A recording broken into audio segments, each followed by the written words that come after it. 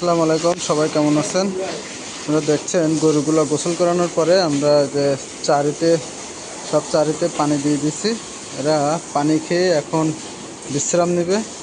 আর যখন পানি খেতে ইচ্ছে হবে তারা এই যে চারি থেকে পানি খাবে, খেয়ে আবার বিশ্রাম নেবে। এই পাশের চারিতে দেখছেন পানিতে কালার মতো, লালচে কালার মতো। এটার কারণ হলো আমরা এই চারিতে আমরা ক্যালসিয়াম দিছি 4টা গরুর জন্য।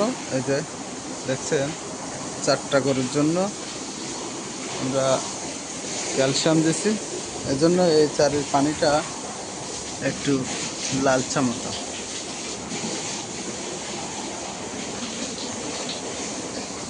দেখছেন এই পানিটা চারে লালচা মতো, কিন্তু এই পাশের গরুগুলাকে দেওয়া হয় না।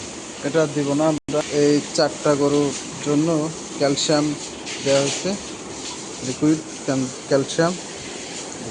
এরপরে দেখায় এই একটা গরু 12 নম্বর এবং 22 নম্বর, এপাশে আছে 21 নম্বর, আর এই পাশে আছে 11 নম্বর। এই 4টা গরুর জন্য আমরা এই ক্যালসিয়ামটা দিয়ে দিয়েছি এক চারিতে।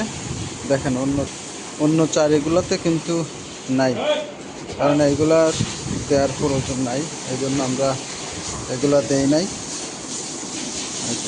এগুলা খালি পাশে আসলে এরা যে কী করে, কেউ গুতাইতেছে, কেউ আবার হাত জিভ দিয়ে চাটতেছে।